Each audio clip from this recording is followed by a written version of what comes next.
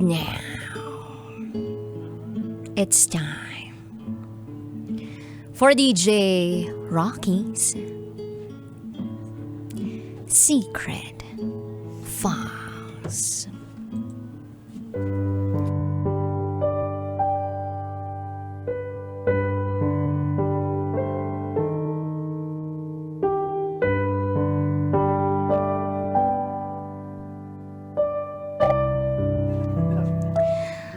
Ang huling yakap ko kay nanay, ang pinakamasarap pero pinakamasakit.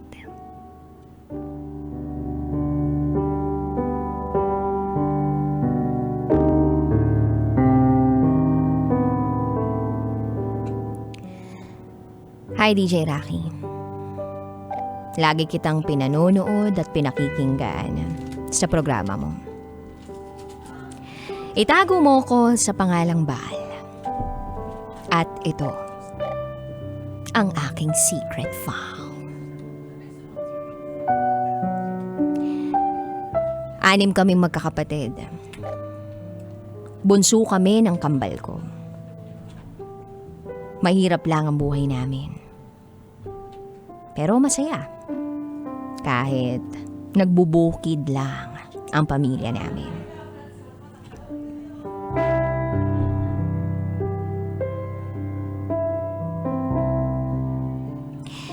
Nag-aaral kami ng kapatid ko.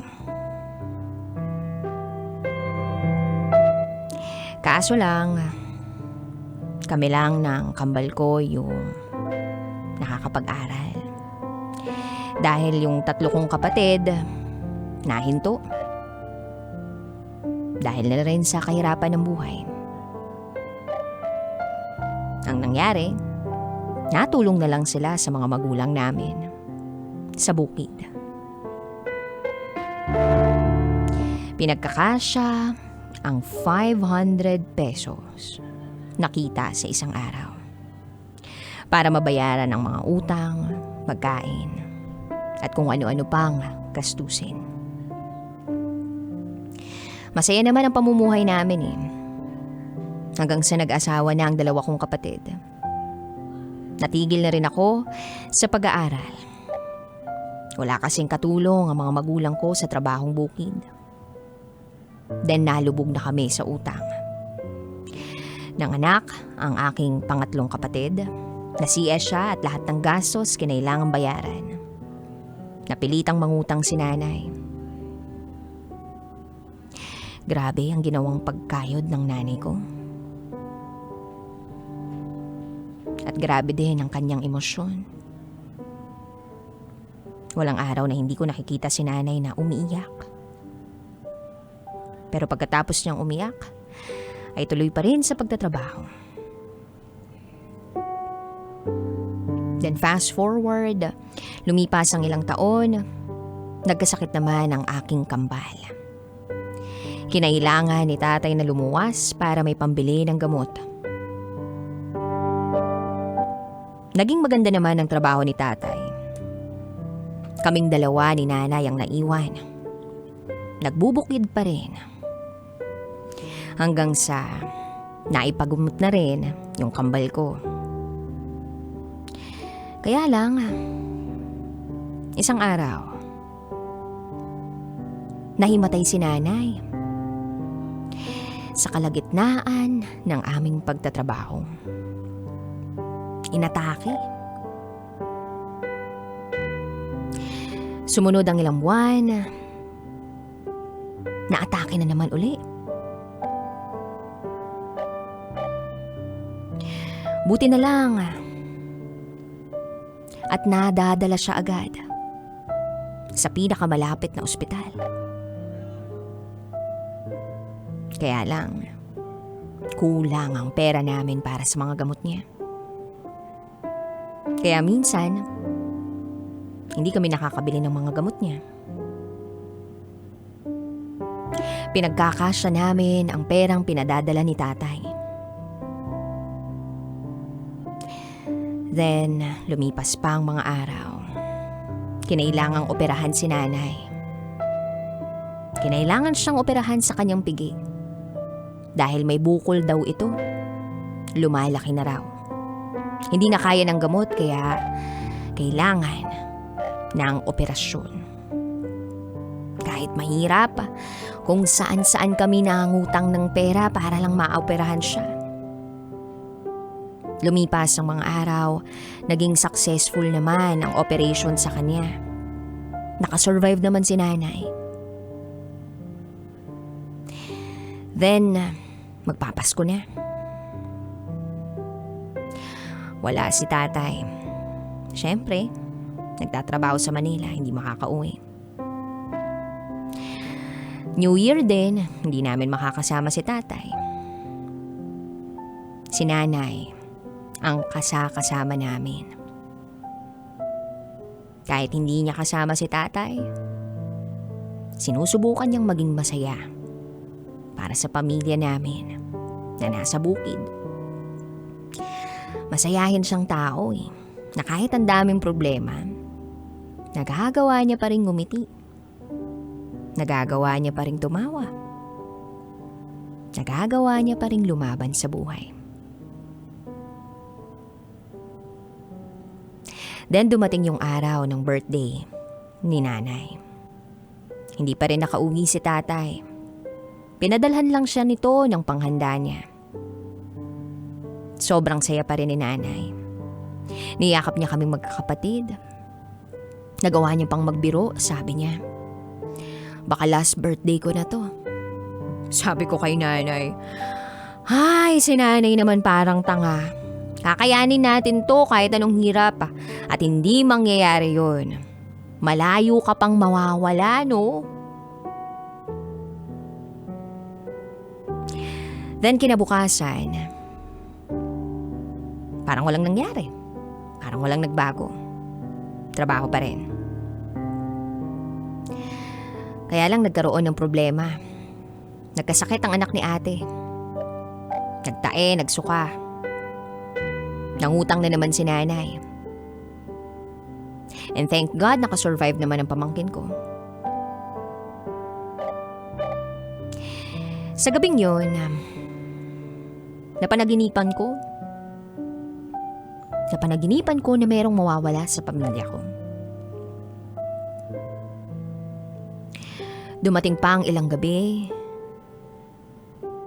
na ganun ang panaginip ko. Parang merong mangyayaring hindi maganda. Pagising ko ng umaga, tinitigan kong maigi si nanay. At habang tinititigan ko siya, sabi ko sa sarili ko, hindi ko kayang mawalan ng magulang. Hindi ko kayang mawala ang nanay ko sa buhay ko.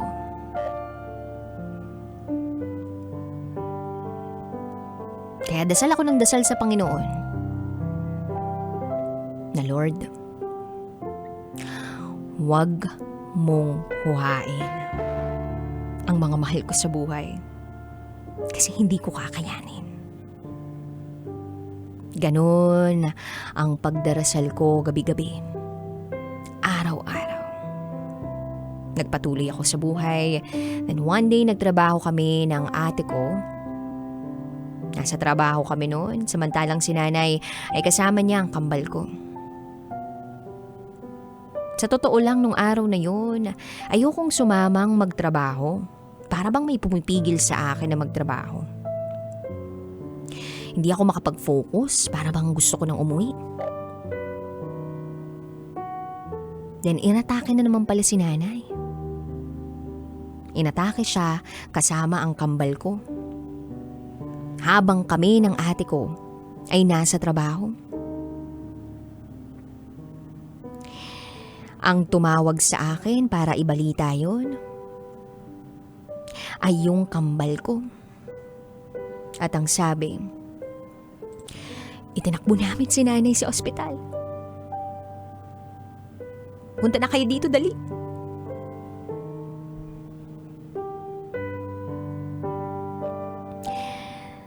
And then dali-dali, na tumakbo yung isa kong ate sa ospital. Kami naman ang isa ko pang ate, hindi pa nakakarating. Pero gulong-gulo na ang utak ko. Yung unang ate ko na nakarating sa ospital para tingnan si nanay. Tinawagan ko. Nagtatanong ako ng update pero hindi siya kumikibo.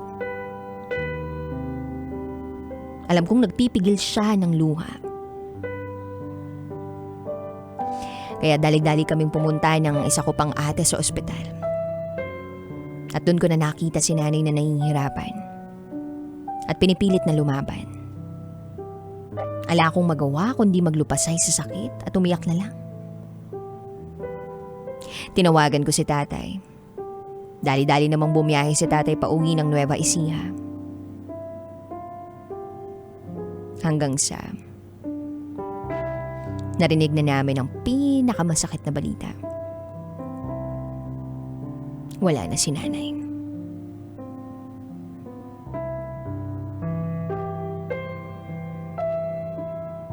Hagulgol ang ginawa ko. Si tatay, hindi pa nakakarating sa ospital. Biglang tumawag. Tinatanong kung okay na ba si nanay.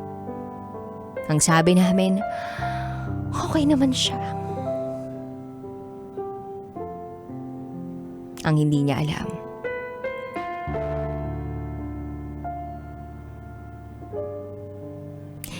dadalhin na sa morgue si nanay.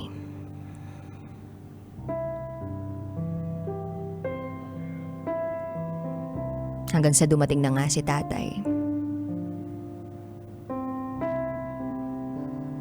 Ang tanong niya, bakit ang daming tao sa amin?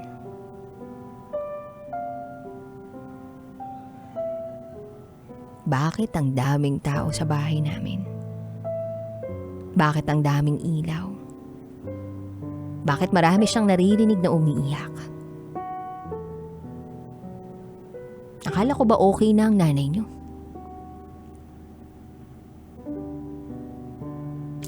Yes, DJ Rocky.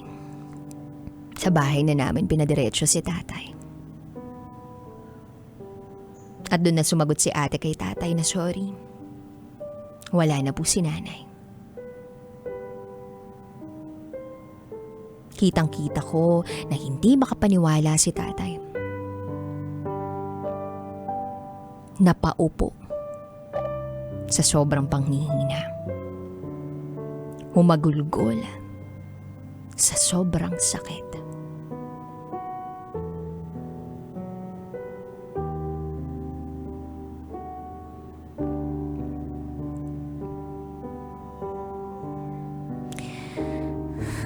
Maya-maya pa, naglulupasay na ang tatay ko. At ang sabi niya, magtatrabaho lang ako. Iniwan mo na ako. Bakit?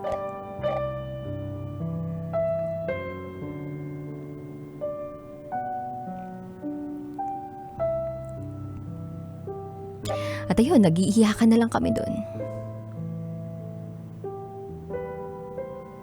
Sinusubukan kong yakapin si tatay. Ang ate ko naman, sinusubukan pa inumin ng tubig si tatay para mahimasmasan. Lahat nasaktan. At patuloy pa ring nasasaktan sa pagkawala ni nanay.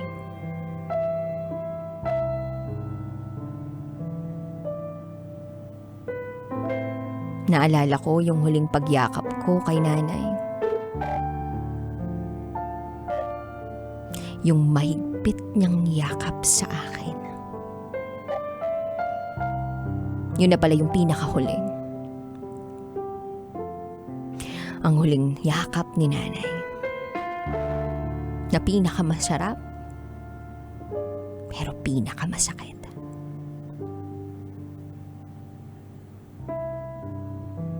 Hindi ko inaasahang mangyayari to.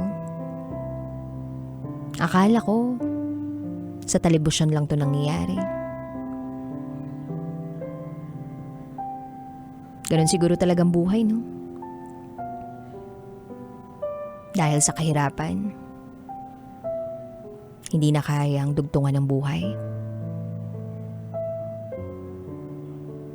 Kung mayaman lang kami, siguro mapapagaling ang nanay ko. Hindi na kinakailangang pumunta pa ng tatay ko sa malayong lugar para magtrabaho.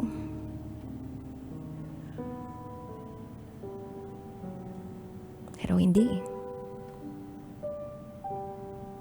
Mahirap kami. Hindi ko alam kung saan pa ako kukuha ng lakas ng loob para lumaban. Para akong pinagbagsakan ng langit at lupa.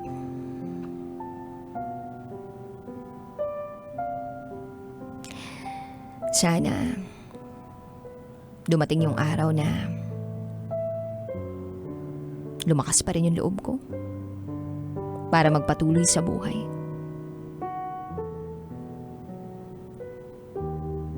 Kasi ang sakit-sakit na. Ang sakit-sakit mawalan ng isang nanay. Hanggang dito na lang po, DJ Rocky. Muli, ako si Bal. At ito, ang aking secret file.